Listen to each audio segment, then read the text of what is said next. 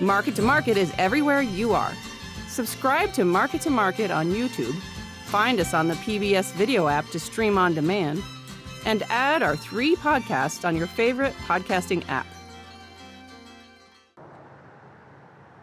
For some parts of the country, this week the weather came and went like a lion in full roar. I'm just taking the most valuable stuff that I have, that I actually need.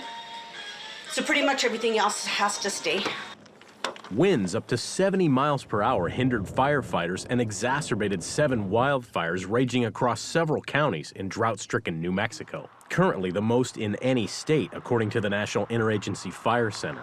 Nearly 16,000 homes were evacuated, with almost 200 residences destroyed as the Calf Canyon and Hermit's Peak blazes, which merged over a week ago, torched over 200 square miles of northern forest lands.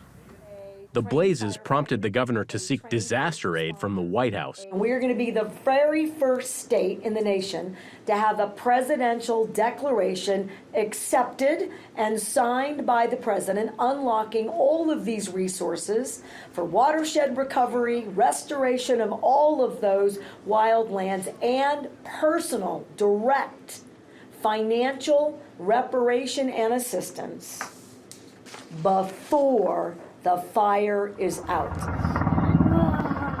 Further north still, in Nebraska, emergency management officials say tinder dry areas aren't out of the woods yet. Recent wildfires sacked the Cornhusker State's agricultural industry, burning off topsoil, pasture lands, and stored livestock feed.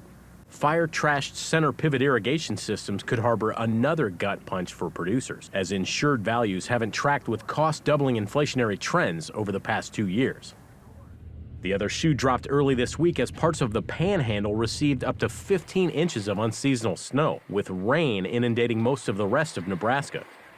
Several other Midwestern states gripped by moderate to exceptional drought also received notable precipitation, which delayed spring planting in some areas. Snow is our biggest reservoir, but it's not uniformly distributed across the landscape. What we do is fly an aircraft over the mountain watersheds and get complete coverage with our remote sensing instruments of snow depth, snow water equivalent, and snow albedo or reflectivity. In Colorado, upstream from both Nebraska and New Mexico, water managers are using a NASA-developed eye in the sky to map water availability. Officials say more traditional methods have become increasingly unreliable due to rising temperatures associated with climate change, and credit airborne snow observation with success prior to the pandemic. In 2019, the snowpack was above our traditional measurement stations. And that information allowed us to prepare for a second peak of runoff and accurately lower our reservoirs to capture that water and avoid any flooding impacts downstream. The National Weather Service's seasonal drought outlook predicts improved drought conditions through the Great Plains and Northern Rockies through the end of July. But forecasters say the rest of the American West should buckle up for a bumpy summer. For Market to Market, I'm Josh Bittner.